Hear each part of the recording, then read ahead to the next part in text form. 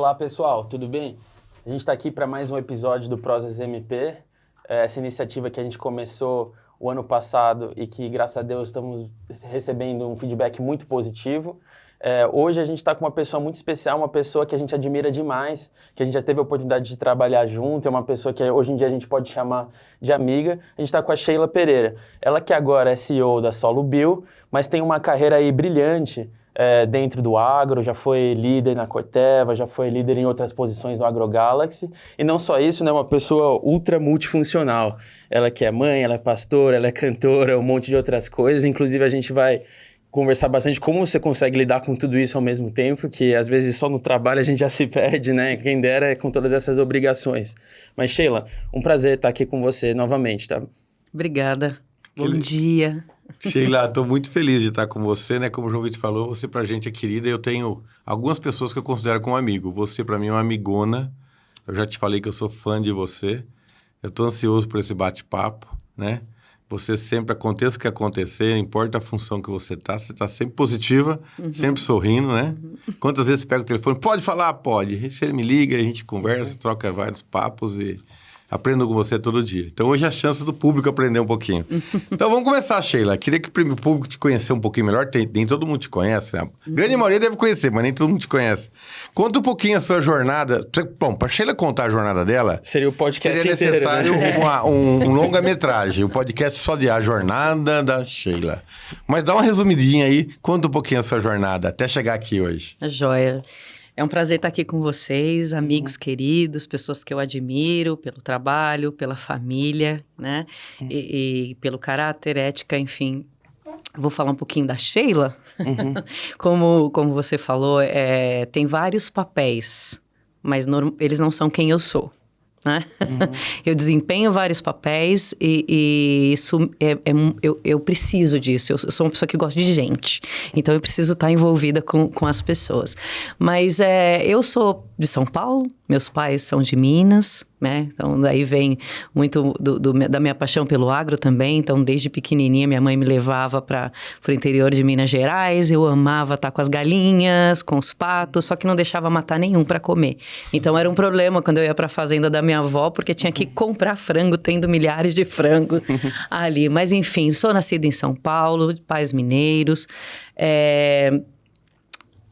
de origem pobre, porque a gente fala humilde é errado, né, João?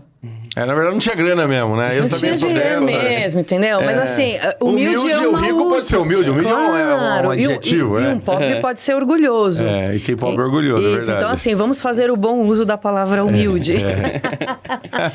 Mas assim, de família muito pobre, mas muito trabalhadora. Meu pai vendia bilhete, como eles falavam na época, na 1001, que era uma empresa de transporte rodoviário que fazia São Paulo-Niterói. E minha mãe era dona de casa. E depois as coisas vão apertando, minha mãe também aprendeu a ser cabeleireira. Então era assim que a minha família vivia. Batalhado, ralado. Aquela história tem 4 bifes. Não dá para ter 2 para cada um.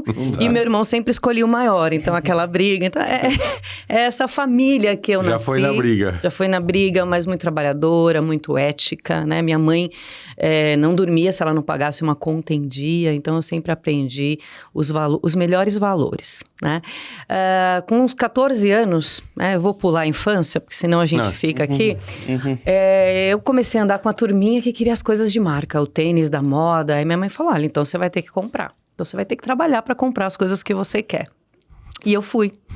Com 14 anos eu comecei a trabalhar numa empresa chamada Home & Haas, que mais tarde foi adquirida pela Dow, que foi uma grande escola para mim. Comecei a trabalhar na época falava guardinha, mas hoje se fala jovem aprendiz. É mais chique, né? É mais interessante. Então, todos os jovens aprendizes aí que estão me ouvindo... E o guardinha não tinha a moleza que o jovem aprendiz tem hoje, gente. Não tinha essa carguinha horária pequena, com todo respeito.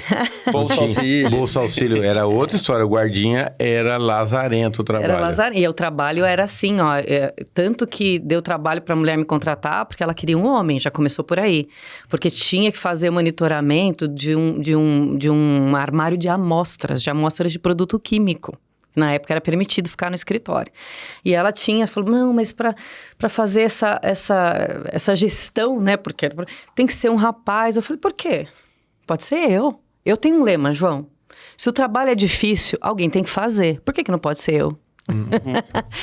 E ali, ela gostou de mim, Já me tinha que contratou. lutar pelo bife, mais uma luta aí, qual Pois era? já tem que lutar com meu irmão pelo bife, enfim. Mas aí eu comecei como jovem aprendiz, trabalho muito básico. Eu não esqueço o dia que eu comecei a trabalhar. Foi um dia emblemático, porque estava desinstalando uma máquina chamada Telex e instalando a mais inovadora máquina chamada fax. Então, eu me lembro de, no primeiro dia de trabalho, a operadora do Telex, que era a mesma operadora do PABX, estar chorando, porque metade do trabalho dela não ia ser mais necessário. Para os nossos telespectadores, a saída do Telex para a mudança do fax, pessoal, foi uma coisa assim, é como se o Brasil tivesse mandado uma nave para a Lua. Eu vou te falar Pra que acho Marte. que uns 70% do pessoal não sabe nem o que é Telex nem fax aqui que a gente tá falando. Pois é, Vamos lá. minhas filhas não sabem, você não sabe. Mas mal ela sabia que o destino do PABX ia ser o mesmo, né? O mesmo, muito rápido, muito rápido. Então, acho que as pessoas também não sabem o que é PABX. Mas eu fazia trabalhos muito básicos. Eu circulava uma lote, eu operava máquina de fax, que era uau, né? Na época, só a secretária tinha computador, não ainda tinha personal computer para todo mundo, quem dirá laptop. Então, assim, foi um momento. Fazia trabalho muito básico. E ali eu comecei a o quê? Entender, todo mundo ali fazia faculdade. Eu venho de uma família que ninguém tinha faculdade. As pessoas tinham... Não era cultura, não parava era no colegial, né? cultura. Então, meus pais tinham primário incompleto. Então, se eu fizesse o colegial, Você estava na vanguarda já. tava a pessoa... Aí eu comecei a olhar assim, todo mundo tinha faculdade. Aí eu comecei a sonhar com a faculdade. Aí eu vi que todo mundo falava inglês. Aí eu falei, gente, eu nunca pensei na minha vida que eu tinha que falar inglês. E aí, meu primeiro salário suado, que em tese, na minha cabeça, eu ia comprar o New Balance, que eu queria, eu investi tudo no inglês. Então, eu pegava minha ajuda de custo, né, do jovem aprendiz, era 80% para o inglês, outros 20% para pagar a passagem de ônibus, que é outra comédia, depois explicar, né, contar alguns causos do ônibus. Porque eu falei, eu preciso aprender a falar inglês, eu vou ficar nessa empresa. Até então, nunca nenhum jovem aprendiz tinha sido efetivado nessa empresa, porque eles não contratavam pessoas menor de idade. Eu falei, eu vou ficar aqui. Aí se falar que não pode, uma coisa pra mim, João, a pior coisa do mundo. Se falar não dá, aí... Pega, Sheila. Antes tudo pegava, hoje eu já escolho o que vale a pena ou não. Mas enfim, falou, nunca ninguém foi efetivado aqui, é realmente só para vocês aprenderem, falar o que precisa fazer para ser efetivado. Eu comecei o inglês e comecei a prestar atenção e tudo que me pediam para fazer, eu fazia 2, 3. Eu acho que esse é o segredo da vida, né? Na própria palavra de Deus, fala assim, alguém te convidar para andar 1 milha, ande 2. Se alguém te pedir o sapato, dê a capa. Então, assim, sempre vá além, né? Sempre vá além. Então, eu quis ir além e tal. Com 17 anos, resumo da história, eu fui efetivada. A primeira jovem aprendiz efetivada na Roman Haas, com menor de idade, sem faculdade. A primeira pessoa efetivada sem faculdade. Mas com o compromisso de que eu ia fazer a faculdade. Sabe? Sheila, eu aprendo com você todo dia. Presta atenção no que ela acabou de dizer aí. Ela foi efetivada, ninguém nunca antes tinha sido, e ela disse um aprendizado de Deus. Não viemos aqui para pregar nada, mas se alguém te pedir para andar 1 milha, ande 2, né? Guardem isso, porque se você não se esforçar, você não vai ser. Então guardem primeiro o aspecto. Se tem para nova geração aí, a moçadinha nova, tem que ter esforço. Tá? Tem que ter esforço. Então a história dela tá bonitinha até agora, mas ela se esforçou. Vamos lá. E ali eu fui crescendo na Roman Haas. A minha primeira oportunidade foi o que as empresas chamam de customer service, né? Foi atendendo o cliente ali. Já foi um upgrade do caramba. Um super upgrade, né, João? E aquilo eu adorava falar com os clientes, adorava resolver problema. O problema é comigo mesmo, eu gosto, acho intrigante. Quanto mais difícil, mais me intriga e mais eu me dedico para pensar formas alternativas de resolver o problema. Com 18 anos, depois de 1 ano de efetivada, eu fui direcionada para a área de planejamento, de produção e demanda, e tinha que fazer um curso nos Estados Unidos. Eu nunca tinha viajado de avião. Nossa Senhora, Nunca tinha conheci viajado. Minas Gerais e São Paulo. Só exatamente de ônibus. Eu nunca tinha viajado de avião, eu nunca tinha viajado sem os meus pais. Eu nunca tinha testado meu inglês de fato lá. Que era inglês de escola. Era inglês de escola. E olha lá, começando ali, 1 ano e tal.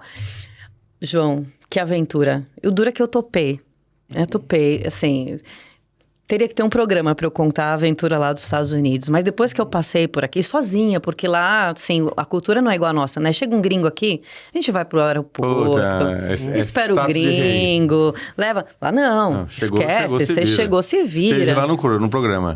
Então eu fui pra Filadélfia, que tem um sotaque fortíssimo. Então eu tive que me virar, pegar shuttle até E o povo do Nordeste americano lá é duro mesmo, né? Não é o mais aberto às pessoas novas, né? Então, assim, eu só sei que no primeiro dia eu fui, né, viajar de avião, que loucura, coisa muito legal e tal.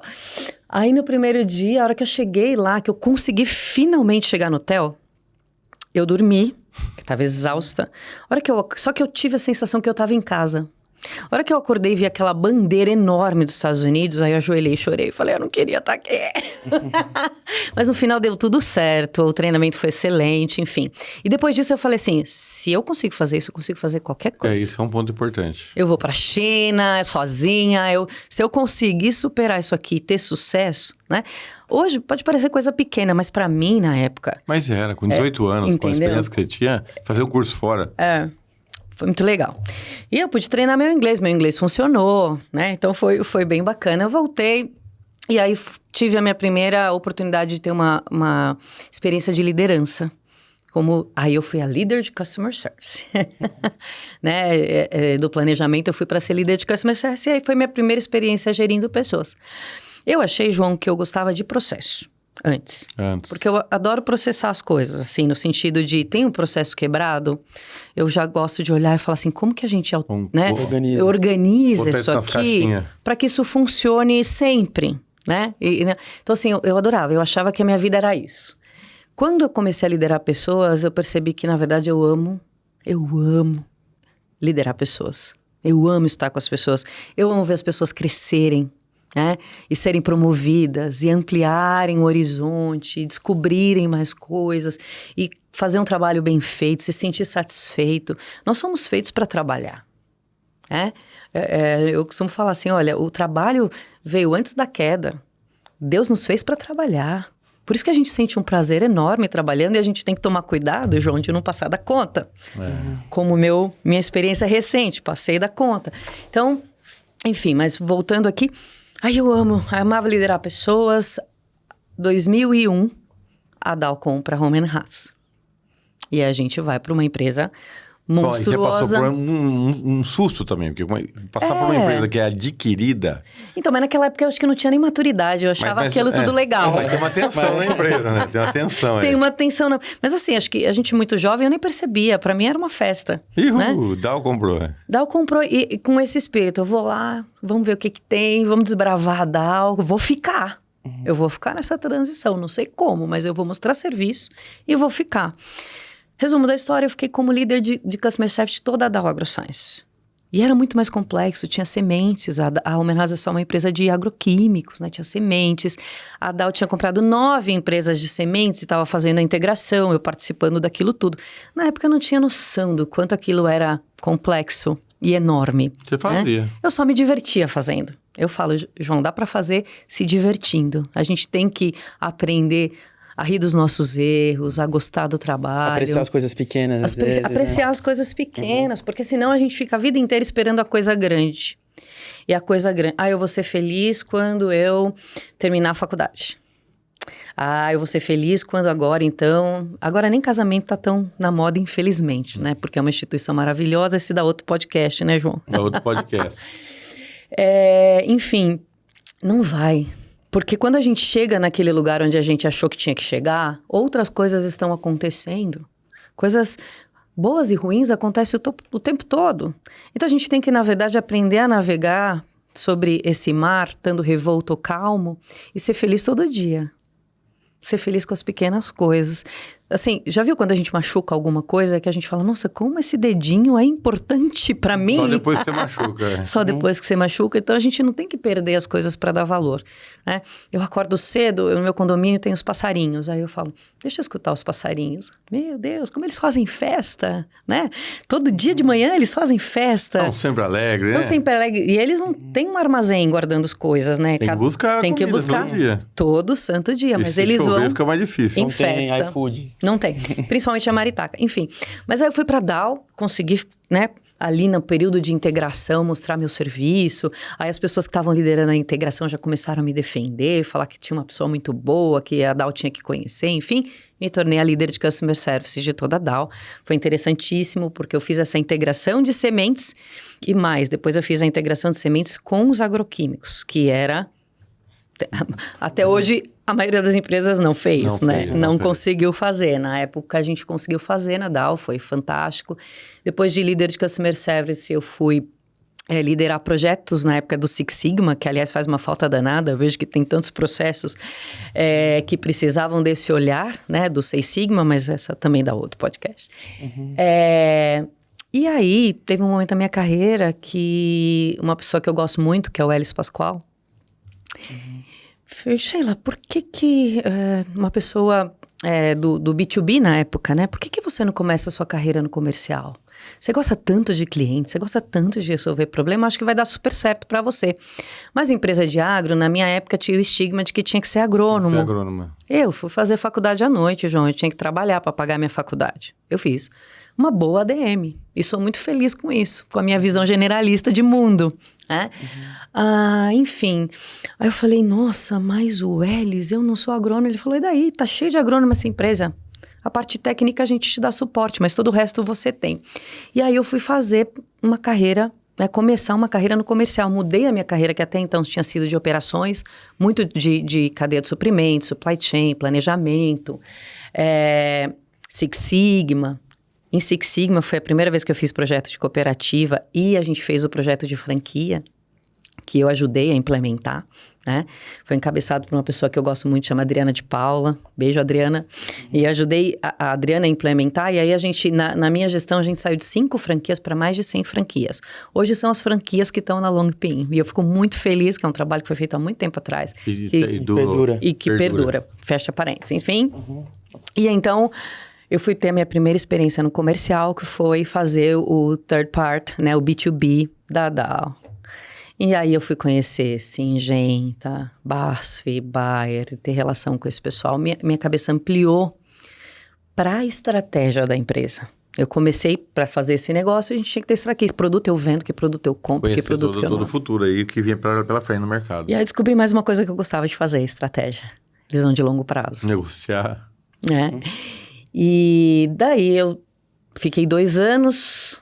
Não, nesse cargo foi o cargo que eu fiquei mais rápido. Fiquei 9 meses, foi uma gestação. E aí tive uma oportunidade de ser gerente de marketing. Aí de novo, né? Gerente de marketing é gerente de produto no agro. É agrônomo normalmente. A gente conhece o campo. Falei, tem que ir a fundo os produtos e tal. Falei, tá bom, eu aceito o desafio. Eu também adoro desafio, aceito o desafio.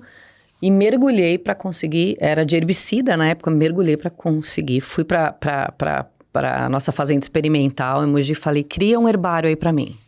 Eu quero conhecer as plantas daninhas. A filhotinha, a grandinha, tudo, né? Cada fase da... Cada fase.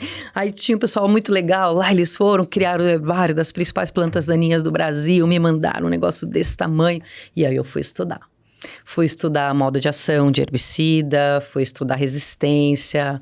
E aquilo para mim foi uma diversão.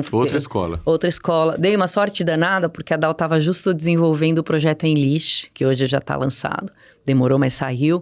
Então, eu também me misturei nesse projeto, porque eu tinha que definir a parte química do projeto, né? A parte dos agroquímicos, quais seriam as plantas daninhas-alvo, dose, enfim. Obviamente, eu não faria o trabalho técnico, não é minha área, mas supervisionar e ajudar a coordenar. Como seria a bula do produto, enfim. Então, aí eu fui aprender de sementes, de biotecnologia e de herbicida. Eu não, assim, eu engano no herbicida. Fungicida e inseticida é já mais difícil, mas para mim, no herbicida, você vai achar que eu sou uma especialista, mas eu não sou. Enfim, aí fiquei 2 anos como gerente de marketing de 2,4-D, glifosato e Enlist, que eu falo que é o purgatório, né? Você ser gerente de marketing de glifosato. Pessoa não grata no mundo. Não, e você conseguir sobreviver emocionalmente, né? Brincadeiras à parte, ensinou bastante, né? Uma gestão com a Monsanto na época. Conheci pessoas muito legais na Monsanto, porque a gente comprava ácido majoritariamente deles. Enfim, essa relação Fiquei 2 anos e aí veio um dos grandes desafios, assumir como diretora comercial o sul do Brasil. O sul do Brasil. Aí, novamente, eu falei, sério? Eu? Você. E é muito legal isso, João, assim, ter pessoas que acreditam no seu potencial. Você era bem novinha. Bem novinha. E ter pessoas que acreditam no seu potencial, né? E olha pra você e você fala, sério? Você acha que eu consigo? E a pessoa olhar pra você e falar, consegue. Aí você já não sabe mais se você consegue, porque a pessoa acreditou, se você... Mas, enfim, essa coisa é sinérgica, né? Então, e aí eu queria falar para líderes, né? Existe gestor, líder, existe só gestor, mas dificilmente vai ter um líder que não é gestor. Mas, enfim, acredita nas pessoas. Todos nós nascemos com talentos, dons. Aquilo que o Einstein falava, você não vai pedir para um elefante subir uma árvore, que não vai dar certo. Não é a praia dele. Mas todo mundo tem talento. E se a gente conseguir identificar isso, né, como bons olheiros, identificar o talento das pessoas, colocarem elas no lugar certo, elas vão florescer. Então, eu acredito muito nisso, né? Aí, a minha chegada como diretor do Sul também foi muito rápida. Mas não vou discutir hoje, que é você aqui. O ponto importante nessa história são 2 aspectos na sua história. É você como protagonista, mas esse que você está trazendo tem que ter um líder que, mesmo você sendo protagonista, ele olha e enxerga a árvore dentro da semente. Porque eu hoje estou vendo muitas vezes as empresas têm os potenciais e o líder olha e fala assim, mas ainda não está pronto, não está pronto, não está pronto. Eu vou falar uma coisa aqui que eu tenho vontade de falar às vezes nas empresas. O cara muito bom, ele é enxergado e promovido antes de estar pronto. Porque se esperar muito ele estar pronto, o que é estar pronto? Né? Ele é tão rápido esse processo de desenvolvimento, é tão rápido, que ele acaba de amadurecer na área que ele vai. Se você pegar você como diretora no Sul, mas assim, 50% do que você aprendeu foi fazendo a função. Uhum. Agora, se esperasse você aprender para ir, você já teria mudado de empresa, outra empresa teria te recrutado, você teria cansado. E é doloroso. E João, eu te digo, não tem forma de aprender se não for fazendo. Não for fazendo. Então, se você esperar a pessoa estar assim, tá pronta 100%, não vai estar nunca. Mas esse é o papel, poucas pessoas têm essa capacidade de enxergar e falar, cara, tem uma árvore nessa semente. Uhum. Agora, quem são essas pessoas? Então, por baixo de uma história linda como a sua, tem que ter um cara também muito fantástico para ter feito isso. Porque talvez não existiria uma Sheila hoje sem uma outra pessoa que vai lá e enxerga, né? Certamente. Mas ok, vamos voltar na sua história. Você está lá no Sul. Estou lá no Sul. Me apaixonei, assim, pelo Sul, pela forma como os pequenos produtores ali, pequenos e médios, têm a mesmo acesso que um grande produtor no Mato Grosso, muito em função do trabalho que as cooperativas fazem, que eu sempre admirei, né? Então, e a gente estava ali lançando a marca Morga. Em resumo, a gente teve muito sucesso. Eu fiquei 7 anos ali no Sul e a Dow resolveu juntar com a DuPont. Eis que chega. Essa fusão foi mais pesada. Essa eu percebi. Você sentiu, não é tão aventura assim, que agora você nem sentiu. Não. Essa eu senti, aí foi o que falou, nossa, eu nem sabia onde eu estava na outra, né? Eu não tinha maturidade para entender, né? E talvez, João, é até melhor, porque a Bíblia diz que se a gente não tiver olhar e for como criança, de maneira alguma a gente entra no reino dos céus. A gente precisa manter um certo olhar de criança para as coisas. A criança é curiosa, a criança ela se joga, né? Enfim, mas esse também são outros 500. Mas eu fico me perguntando, eu fico olhando para Sheila mais jovem e falo, cadê aquele olhar infantil, né? Cadê aquele olhar maroto, bagunceiro? A gente precisa dele. Senão a vida fica muito dura, muito pesada. Fecha parênteses de novo. Aí começou a dar o DuPont. Aí foi outra escola. Foi muito legal, muito interessante, porque uma integração desse tamanho, um Merger and Acquisition, eu falei, gente, poucas pessoas na história têm a oportunidade de passar por uma integração dessa envergadura.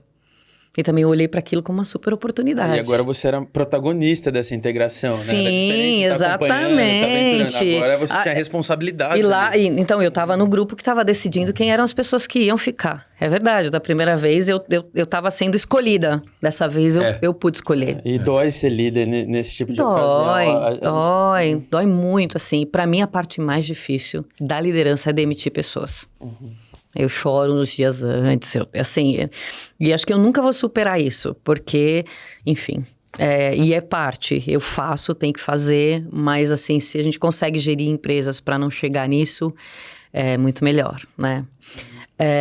Enfim, e aí eu assumi como vice-presidente comercial para a região sul e o Paraguai. E aí eu fui ter uma carreira internacional, né? Fui cuidar do Paraguai. Estudou tanto inglês, né? Olha que chega lá, e aí, olha que pegou o Paraguai, teria que falar um espanhol. Hablas espanhol, também hablamos espanhol, também fiz eu vou aprender espanhol, aí eu fui pra escola, eu fiquei muito antes, né? 1 ano e meio estudando espanhol, que quem sabe é bastante, né, pra espanhol. Não, 1 ano e meio já ajuda muito. Já ajuda muito, mas assim... Aí eu brincava, eu sou a única líder da Corteva aqui do Brasil que cuida de 3 países. O sul o Brasil, o Paraguai e o Rio Grande do Sul. Eu ia falar isso. Amo o Rio Grande do Sul, Mas é quase um país. Mas a beleza do Brasil é essa, a gente tem tanta cultura diferente. A gente poderia se ajudar muito mais entre estados para desenvolver um ao outro, porque o Brasil é maravilhoso, né, em termos de cultura. Mas enfim, e foi outra experiência super legal, super difícil a integração. Falavam que eram 2 empresas americanas, em que então estava tudo bem, não estava. A gente era muito diferente culturalmente. Totalmente. A forma que a Dow decidia, a forma que a Dupont decidia, que a Pioneer decidia, porque a Pioneer era um terceiro elemento. Uma coisa importante. Tecnicamente eram 2, mas culturalmente eram 3. Eram 3. Não vamos esquecer disso. O pessoal que está nos ouvindo era Corteva, Dupont e Pioneer. Mas foi fantástico. E ali eu tinha feito MBA, tinha ouvido na faculdade. A gente entende sobre diferença cultural na organização, que leva 5 anos. De 3 a 5 anos para você mudar uma cultura, mas é muito diferente quando você vive isso no dia a dia. E é você que tem que mudar, e é você que tem que mudar. E não tem cartilha, não tem roadmap que dê conta de algo assim. Eu acho que é só o carinho e o amor para as pessoas. Porque tá todo mundo sofrendo, é um luto de cada lado. Mas cultura, né? Só para quem nos ouve, um parênteses, não ia tocar nesse assunto, mas eu quero tocar. É um tema que eu vou começar a trazer no podcast, porque hoje o agro passa por um problema enorme com as expansões e tal. Mas isso que você está trazendo uma fusão, quando você mistura, é a mesma coisa que você falar assim para o vizinho vir morar na sua casa.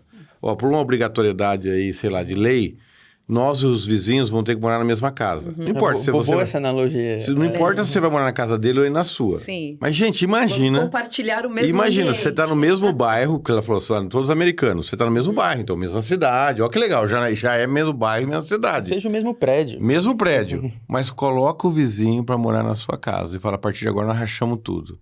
É assim que é quando 2 organizações se juntam. Então, você imagina 20 mil pessoas de cada lado fazendo isso. Né? É realmente um desafio.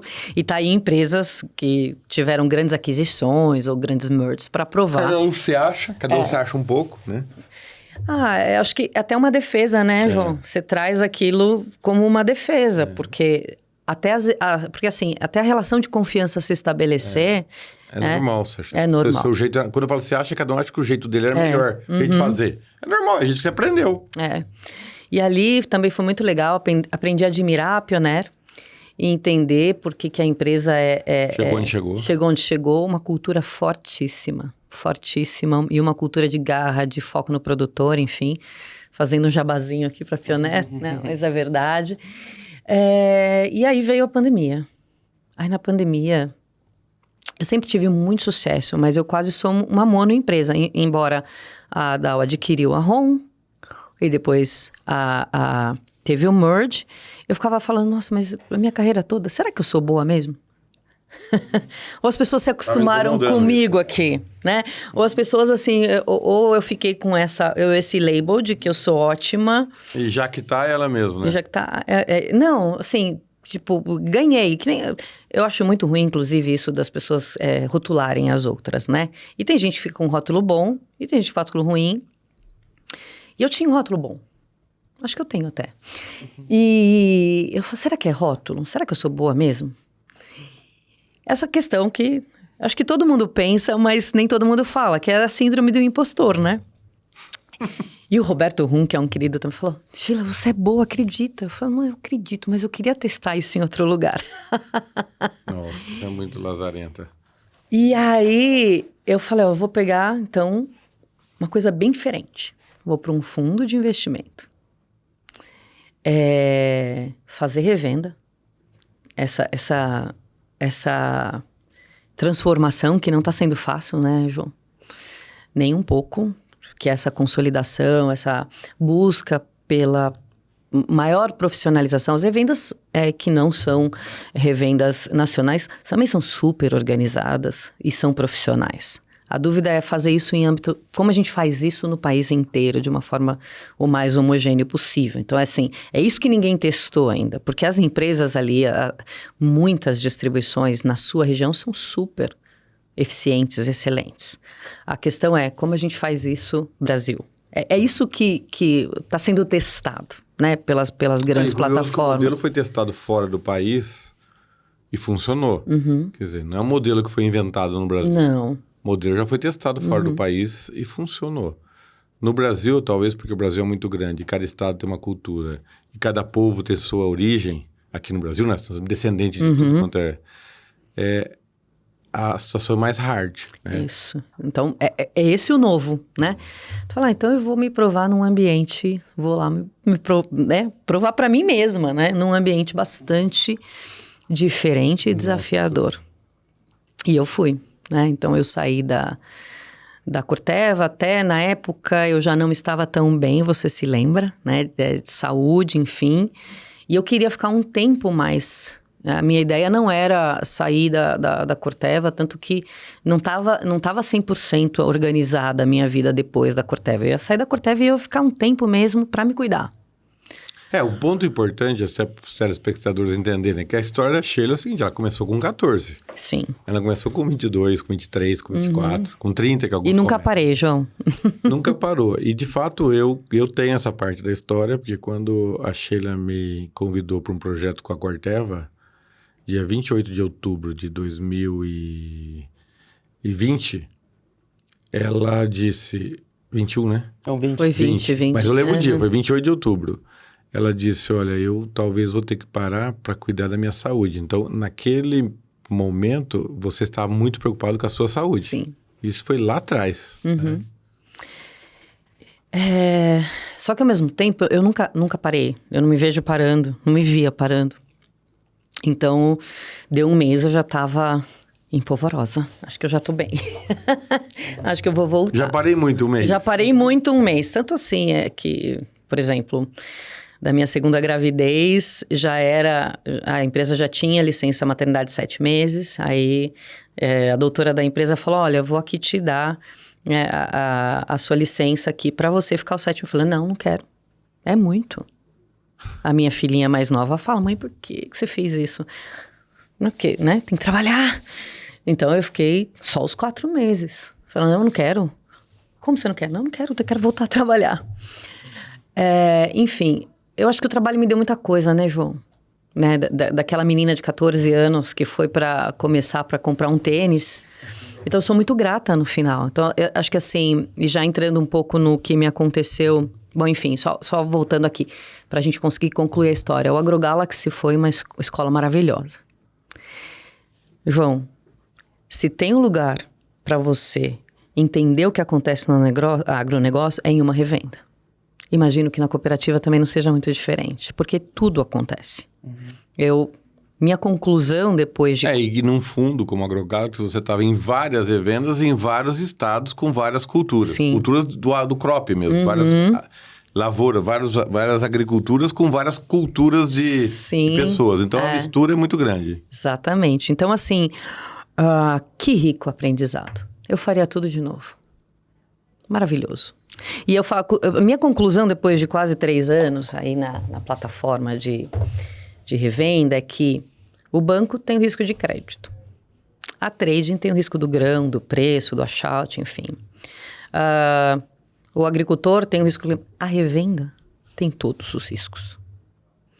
Por uma margem muito pequena. Ainda com o acionista enfiando a faca no pescoço ali. Ela agrupa... Ela é esse catalisador ou esse agrupador, essa entidade que tenta organizar os riscos do agronegócio para o produtor, para trading, para o banco. Então, assim, abre parênteses, eu acho que ganha muito pouco para o excelente papel desse administrador de risco do agronegócio. Fechei parênteses, é um ponto que eu sempre quis conversar com a indústria para repensar como a gente sustenta, porque é super necessário, né? Mas, enfim... Bom, mas aí de 20 para 23, você continua não dando foco para sua saúde, vamos trabalhar. Vamos trabalhar. E aí, você imagina na complexidade que você está falando, é a mesma coisa de, né? É assim, você dá a banana para o macaco. Me ofereceram aquilo que eu mais gosto. 1 trilhão de desafios, todos muito desafiadores, a minha mente adora desafio, então assim, eu me encantava... Bastante gente para liderar, né? Bastante gente para liderar, eu me encantava com todos, e assim, os primeiros 2 anos, a gente pegou o boom do agro, eu tava como VP do Sul, que é a minha... Tava na sua praia ali. Tava na minha praia, João, foi maravilhoso. Muita coisa para acertar, a questão cultural, porque você imagina, são 9 empresas que foram compradas. De novo, todas muito diferentes, tinham tido gestões diferentes, escolas diferentes. Então, ali virou um caldeirão cultural imenso, com questões processuais de sistema, enfim. Eu me lancei. E aí, eu comecei a trabalhar 14, 15. Ninguém me pediu, tá? Era eu. Eu comigo mesma, gostando daquilo, respirando aquilo. E aí, foi quando eu falhei, porque eu negligenciei não só a minha saúde, eu negligenciei tudo que estava ao redor para viver aquela aventura que, no bom sentido, para mim, eu via aquilo como um desafio muito legal e eu realmente acredito no trabalho que as revendas e as cooperativas fazem, acho que ele é essencial. Eu te conhecendo, né? Para você não tem, assim, ou você faz com intensidade ou você não faz. Exato. Né? Uhum. E é importante entender isso para quem está nos assistindo, porque você viveu de uma vida, né? Começou aos 14 anos, até esse momento de trabalhar numa plataforma enorme, falando de bilhões, não é de milhões, é de bilhões, com gente pra caramba, e do momento que o agro começa a viver uma tensão, e você tava... O iceberg estava ali, nós estávamos na ponta de um iceberg, mas seu corpo ali estava vivendo tudo aquilo já por anos. Sim, né? sim. Então, e você com intensidade, você não baixou a intensidade. Não baixei, eu aumentei. Na verdade, eu aumentei a intensidade para lidar com essa complexidade. E quando você é jovem, você faz isso e vai. Só que o tempo também chegou para mim, né? Não que eu não seja, me sinto mais jovem. Eu falo, gente, algumas coisas eu tenho cabeça de 15 anos. E amo manter isso, né? Algumas coisas, Tia, você vai morrer com 15 anos. Eu te conheço, tem algumas coisas que você vai morrer com 15 anos. Mas aí, quando eu assumi como CEO em setembro de 22, eu já sentia que vinha uma crise no agro, né? Porque assim, eu tô há 32 anos no agro. Então eu tava presente na de 2004, na de 2015. Eu falei, gente, é de 10 em 10. Então, eu achava que vinha em 2025, porque, poxa, é de 10 em 10. Só que acho que a pandemia acelerou tudo, inclusive esse ciclo, porque... eu sabia que vinha, mas veio mais rápido. E aí, tudo se avolumou. E aí, minha saúde foi. Porque eu tentei resolver tudo. Então, a pessoa acha que pode resolver o câmbio, que pode resolver o preço da soja, que pode resolver um dólar, né? Os estoques, assim, porque isso... Que era o problema de todos, não era o seu problema. Era o problema de todos. Do Brasil, mas na hora você pensa que é só seu, Mas como que eu não tinha uma ideia brilhante para resolver aquilo? Eu sempre tive ideias para resolver e sempre funcionaram. Então, assim, essa coisa de você tá lidando com um cenário que tá muito além do seu controle. É muito fácil falar assim, olha, se preocupa só com o que tá no seu controle. É fácil falar, mas para uma pessoa como eu, que ama o resultado... que amo dar certo, assim, que amo, assim, eu não jogo uma partida de dominó se eu acho que eu não vou ganhar. Agora eu já tô melhor, mas antes, assim, sei lá, uns 10 anos atrás, eu falo, gente, não joga brincando comigo, porque eu não sei perder. Aí você entra num ano complicado, com todos os problemas do mundo. Exato. Aí você com essa paixão por pessoas, vendo as pessoas ali No tensas, pós-pandemia também, onde as pessoas, né? O Mandelli fala aquela frase que a gente repete muito, que mesmo em 2022, as empresas estavam bem, mas as pessoas não. Isso é uma coisa muito relevante que ele trouxe. Inclusive, deu uma aula fantástica que a gente acompanhou. Então, já tinha uma herança de pandemia, gente que perdeu gente que ficou com medo. Não, tudo. Pessoas que se afastaram. Aí vem a crise no agro, vem tudo de uma vez. Aflorece muito isso. A gente não digeriu a pandemia ainda, na minha opinião, tá? É que a gente tá fazendo... Ficaram cicatrizes. A gente tá fazendo... Devia estar, acho que todo mundo fazendo terapia, porque foi muito forte. A gente perdeu pessoas, a gente sentiu medo por um tempo muito prolongado, que se a gente pensar nos nossos ancestrais, eles sentiam medo quando viam um animal. Ou quando alguém vinha atacar sua tribo, o que for. Mas a gente ficou num estado de medo... Por todos os dias, por pelo menos 2 anos. Por 2 anos. Então, assim, a gente não sabe que isso gerou no nosso corpo também, enfim. Aí, quando foi em fevereiro de 23 já, eu comecei a não dormir. E não é porque eu tava super tensa, preocupada, louca, não. É simplesmente porque a minha mente tentava, à noite, me ajudar a resolver todos os desafios do dia. Desafios que eram, muitos deles, insolucionáveis por uma pessoa ou por uma empresa. São desafios macro, né? Mas a minha mente não entende isso. Não desligava. Problem solver, parece que eu nasci com esse chip e eu não conseguia desligar. E ao não conseguir desligar, eu não conseguia dormir. E eu fiquei... porque assim, hoje o meu médico olha e fala assim, mas como você conseguiu? Eu falei, não sei, talvez é esse negócio de que tem que ir pra frente, que tem que fazer. Eu consegui ficar semanas a fio sem dormir. E não foi que eu não dormi, que eu dormia mal. Eu não dormia at all. Mas eu ia trabalhar. Veste a capa da Mulher Maravilha. A Mulher Maravilha não tem capa. Então veste a bota da Mulher Maravilha e vai, minha filha. Nós esquecemos um parênteses, né? Abre um parênteses aí. Nessa história... Tinha filho, tinha marido, tinha casa. Então, ainda tem essa carga, não é que é uma carga, mas você tem tudo isso ainda também para contornar. Mas voltamos para a empresa. Voltamos para a empresa. E eu estava indo, de fato, na verdade, trabalhar doente. E aí teve um dia e fazendo as minhas coisas. Acho que assim, tanto que as pessoas não percebiam muito. Eu comentava, puxa, não dormi. Aí depois, puxa, não dormi. Mas estava todo mundo... naquela, né? Ligadão em resolver também. Ligadão em resolver, enfim. Só que aí chegou uma semana fatídica que eu não conseguia mais comer. Aí eu raciocinei. Acho que pela primeira vez e depois de muito tempo. Falei, olha, sem dormir, sem comer, não vai dar bom. Não vai dar bom. E aí liguei para uma psicóloga muito querida, que me ajudou a lidar com o luto do meu pai há alguns anos atrás. Eu falei, olha... não tô bem de novo. Que ela olhou pra mim e falou assim, filha, você tá com burnout. Você precisa voltar a dormir hoje. Não é amanhã. Não é a semana que vem. Então, eu vou te indicar um outro médico, porque psicólogo não pode receitar. Não pode. E você vai voltar a dormir hoje. Aí aquilo, tomei um choque. Você não quer aceitar. E o burnout, a depressão, é uma doença como outra qualquer, João. Ela vem, aparece e chega. Ela aparece sem... E é tratável. E talvez ela apareça nas pessoas mais fortes.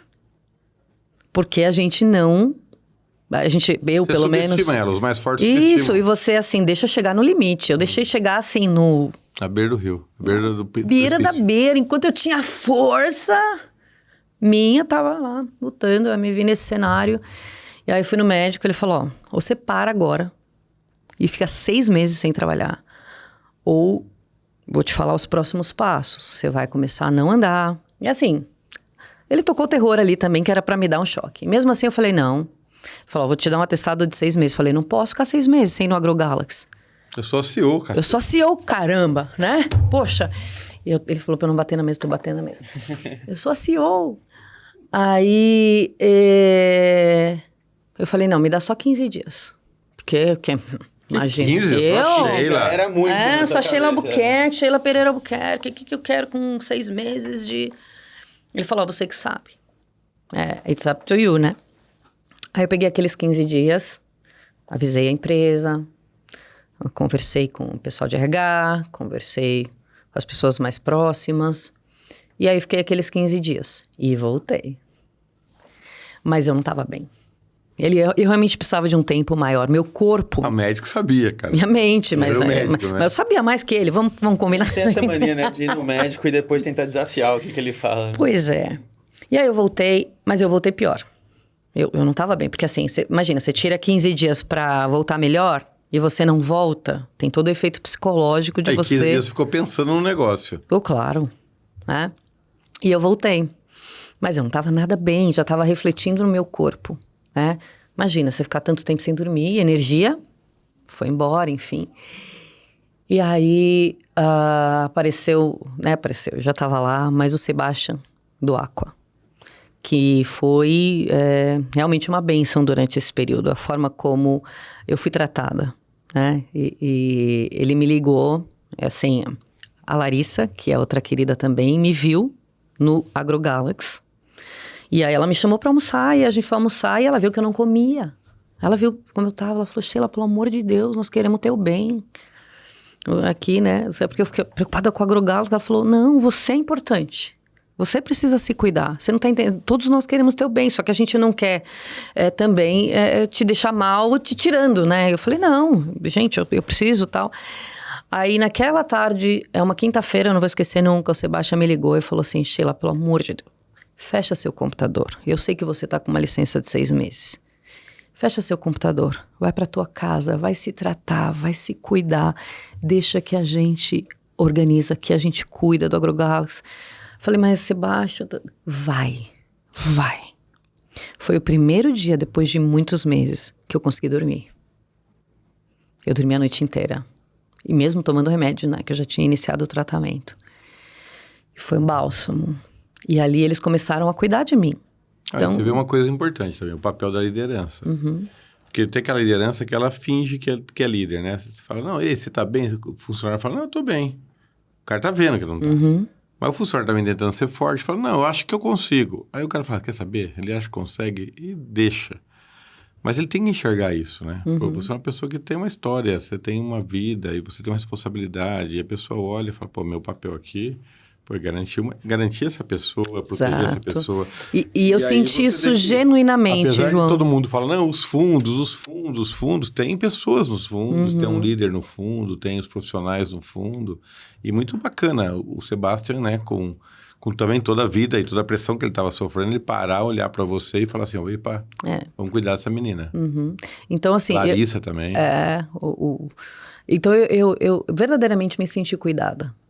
Né? Então, assim, e super momento difícil do mercado, a AgroGalaxy é uma empresa pública, então imagina o que é para eles também, falando, puxa, vamos colocar a CEO em licença, enfim, tem toda essa questão, mas assim, eles lidaram de uma forma muito respeitosa, e o tempo inteiro checando se eu estava bem, a empresa me blindou, proibiu, não manda e-mail, não manda WhatsApp, porque tudo me tirava do eixo.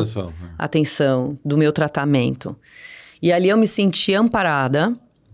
E aí eu falei, bom, racionalmente, agora vamos para a Sheila, que eu conheço. O que precisa fazer para sair disso rápido? Fazer o que precisava ser feito. O que é agora? Cuidar agora vamos Sheila. Ouvir, vamos cuidar da Sheila. Falou assim, então isso virou meu trabalho, entendeu? Aí quando vira o meu foco... Vamos fazer o melhor possível. Vamos falar assim, o que a Sheila precisa fazer para sair desse lugar?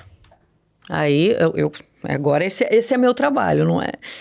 E aí eu falo, olha, a Sheila precisa fazer pilates, a Sheila precisa fazer terapia, tem que ir no psiquiatra. Assim, você sabe que eu sou uma pessoa... Empresa Sheila S.A. Empresa Sheila S.A. Que eu sou uma pessoa muito conectada com Deus. Então, a minha espiritualidade... Então, assim, porque às vezes você tá... ainda mais porque eu tenho uma função. Você tá ali na função, mas é diferente quando você fala... Olha, tô aqui à tua disposição, já entendi, o Senhor me botou. Pra mim, assim, Deus foi falar assim, aqui até que você veio, chega. Botou um muro na minha frente, me fez parar. Se não fosse assim, eu não ia parar nunca. Botou um muro na minha frente e me fez parar. E nessa que eu parei, meu objetivo virou, e eu comecei a ver outras coisas que eu não tava vendo em casa. As minhas filhas, os problemas que as minhas filhas tinham na escola, assim... Eu tinha entrado numa bolha e não estava mais percebendo o meu entorno. Aí eu comecei a perceber tudo que aconteceu no período que eu tive, sei lá onde. Só trabalhando, só focada no trabalho. Então eu comecei a falar, bom, agora eu sou o meu projeto. Eu acordava cedo, assim, eu passei um período muito difícil, onde as tarefas mais importantes do meu dia era conseguir tomar banho, comer e levantar. Eu comecei a me parabenizar quando eu conseguia fazer isso. Falei, parabéns, menina, você conseguiu hoje. E aí eu fui melhorando, o medicamento demora um pouco para fazer efeito, começou a fazer efeito, aí eu já comecei a buscar minhas filhas na escola, coisa que eu nunca tinha feito. Consegui fazer minha ginástica, então eu aprendi que eu amo Pilates, né? Recomendo. Tudo, fui fazer tudo. Fui fazer a terapia, a psiquiatria, falei, eu quero, agora, se é para fazer 6, eu quero fazer em 4. E funcionou. Funcionou. Eu não me sentia tão bem como eu estou me sentindo agora há pelo menos 5 anos. Né? E a gente sabe a teoria. Eu sou pastora, eu prego a teoria. Que a gente tem que cuidar da gente para a gente conseguir cuidar dos outros. Mas entre falar e fazer, tem uma distância enorme. Né? Então agora eu aprendi a fazer. Fiquei 4 meses de licença, aí liguei pro Sebastião e falei, não aguento mais ficar aqui sem fazer nada, me ajuda, deixa eu voltar. E aí ele começou a me dar alguns projetos dentro do fundo, ali, enfim, é outra história, e ele me deu a oportunidade de ser o RH e o SG por 1 mês. E aí apareceu a oportunidade da Solo Bio, que... Eu preciso de outro podcast para falar dos bioinsumos, de toda essa revolução que está acontecendo. Aí eu me apaixonei pelo projeto. E falei, eu tinha colocado na minha cabeça, prometido para minha família que eu não ia ser CEO tão cedo, santo Deus. Mas o projeto é tão lindo que eu falei assim, Sebastião, é o melhor que eu faço por você. Porque eu tenho essa questão de lealdade também, sabe, João? Sim, te ajudaram, né? Falei, esse é o melhor pro Aqua? Ele falou, Falei, então vamos. Mas eu agora preciso colocar limites. Então, até aprendi, outro dia eu ouvi acho que foi do John Maxwell, que ele falou, olha, não é mais life-work balance, é life-work boundaries. Não é tentar, é colocar limite, falar, bom, então, segunda e quarta eu vou fazer Pilates. Faça chuva ou faça sol, né? Eu vou manter minhas consultas com os meus médicos, que veio, né, um esquadrão de médicos para regular. Eu não vou me sabotar, né? Eu vou fazer meus exercícios, comer melhor. Porque o autocuidado é fundamental para você manter qualquer atividade. Então, e se sentir inteira no trabalho. Até a máquina precisa de revisão, né? A revisão do carro, dos tratores. Então, João, assim, eu até... E aí, nesse tempo, eu tenho notado, porque aí você liga outra coisa, que é essa percepção. E eu tenho visto pessoas muito próximas de ter um burnout. E não se apercebe, não procura ajuda. Se eu tivesse procurado ajuda antes, eu provavelmente não precisaria da licença. Mas eu deixei chegar. Sheila, eu acho muito legal que você tá falando disso abertamente. A gente até nem sabia se a gente ia conversar sobre isso no podcast e tal. E ficou legal que veio isso, porque assim... Eu até sendo uma pessoa mais jovem, quando eu vejo grandes líderes que têm... Me chamou de velha. Seu filho me chamou de velha, João. Não, eu então vou falar pra você, hein? Tô até com medo agora. Teve até um colega que... Não foi você que falou que teve... Alguém foi dar um feedback do podcast e falou, pô, João Paulo, você tem filho de cabelo branco já, não sei o que. Ele ficou sentindo idoso. Nossa. Não, é uma mecha ele fez. Pagou uma fortuna fazer essa mecha? Eu paguei. Daqui a uns 5 anos acho que tá branquinho. Mas, enfim, eu gosto de ver pessoas que já trilharam um caminho que é o que eu tô tentando trilhar, falando sobre isso, porque tem um estigma. Eu acho que tem muita gente que às vezes está escutando ou não, que está passando por situação parecida e tem medo de assumir isso, ou tem medo do que vai ser a opinião, e são pessoas que acabam, assim...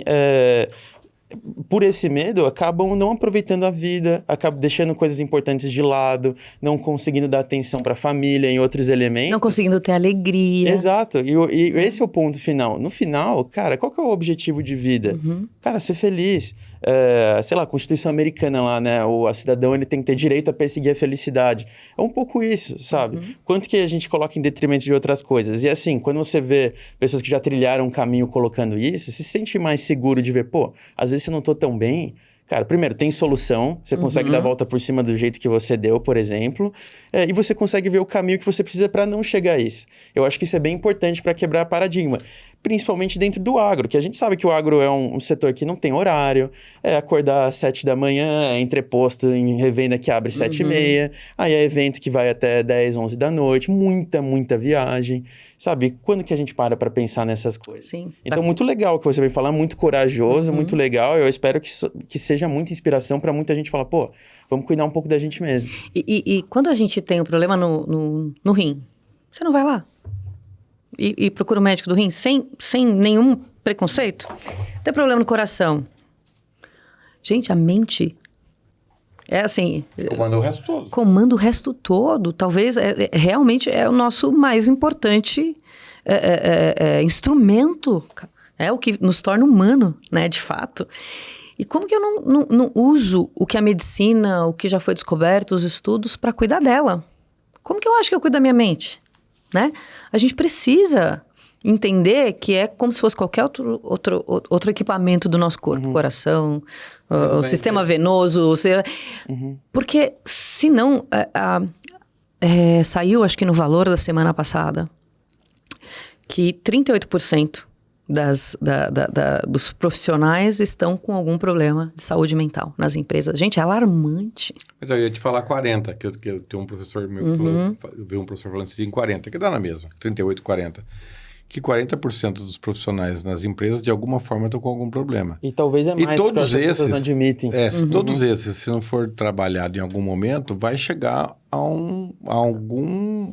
Esgotamento. Esgotamento. E esgotamento pode ser com situações mais extremas. Então, assim, foi o que o João Vitor falou. Primeiro, assim, a sua história, tira essa questão do burnout aí. A sua história é maravilhosa como inspiração e você não chegou a ser o que você já é de novo, né? Porque você ficou de licença, nunca deixou de ser. Você ficou de licença e já está num novo desafio, ou seja, essa é a Sheila. Uma pessoa que começou com 14 e nunca parou. Eu acho que isso serve de inspiração para todo mundo e eu queria mostrar um pouquinho isso para as pessoas, te conhecer melhor e eu agradeço muito. O segundo aspecto, que mesmo uma pessoa que é uma Sheila da vida, que vem lá de infância mais pobre e batalha hoje uma CEO, que não perdeu as raízes, os valores, e tem uma família linda que eu conheço, mesmo com tudo isso, pode dar uma falhada física, né, mental. Mas isso é um sinal para todos. Ó, peraí, olha, eu tive, e eu fui lá, e também uma coisa bacana, você tem... Sem problema. Se trata e volta. Como a pessoa que teve um infarto, a pessoa que teve um câncer, a pessoa que sofre um acidente, se trata, acredita em você, tenha fé e volte. Eu acho que essa também é um grande aprendizado, porque às vezes também as pessoas falam, puta, e agora? E agora, ó... Arregaça as mangas. Arregaça as mangas. Vai lutar pela sua saúde. Sheila S.A. Sheila S.A. Vai lutar pela sua saúde. Era para ser em 6 meses, com 4 ela tá de volta. E a pessoa aqui já é CEO de novo, é líder de uma empresa grande que está em fase de crescimento no Brasil. E nós vamos chamá-la de novo um dia para contar essa outra história. Sheila, eu sei que você tem compromisso, então eu te agradeço demais. Falar com você, eu fiquei parado aqui de boca aberta, ouvindo a sua história. Eu falei, meu Deus. outra data aí para Sheila, porque eu não Lázaro, eu sempre falo para ela assim, eu uso a expressão... falar de história. Nós íamos falar de liderança, pessoal, que essa pessoa aqui é especialista em liderança e a gente tinha combinado de falar de liderança, que foi o que nós não falamos, apesar que é uma inspiração para todos os líderes. Só a história dela, a gente já tem vários sinais aqui de liderança. Mas eu te agradeço de coração, você é uma pessoa abençoada. Eu acho que você hoje... Você mandou uma mensagem importante para muita gente que está passando por tudo que você passou. Ou porque quer começar uma carreira, ou passando por as dores que você passou também. Então é importante, nada é por acaso na vida, entendeu? Então eu acho que a gente está fazendo uma contribuição com essas pessoas. Eu te agradeço de coração e quero trazer você aqui de novo, tá bem? Se puder dar uma palavra final, João, Total. se cuidem. Se cuidem. O seu corpo, sua mente é o patrimônio mais importante que você tem. Não perca isso para conquistar coisas que são passageiras. Preste atenção em você e se apoie na comunidade. Não tenha vergonha, todos nós somos frágeis. O ser humano é frágil, nós somos uma espécie complexa e frágil. Não tenha vergonha. Com a sua comunidade de apoio, sua família, seus amigos, as pessoas que estão próximas de você. Mas olhe para você, né? O que adianta o homem conquistar o mundo inteiro e perder a sua alma? Obrigada, João. Que isso, Sheila. A gente agradece pra caramba. Obrigado por aceitar o convite. E, pessoal, então esse foi mais um episódio do Prosas MP, agora com a Sheila. Foi um prazer, viu? E espero que a gente traga você novamente aí num espaço de tempo curto, viu? Obrigado mesmo. Tá bom. Obrigada a vocês. Obrigado. Valeu, gente. Tchau, tchau.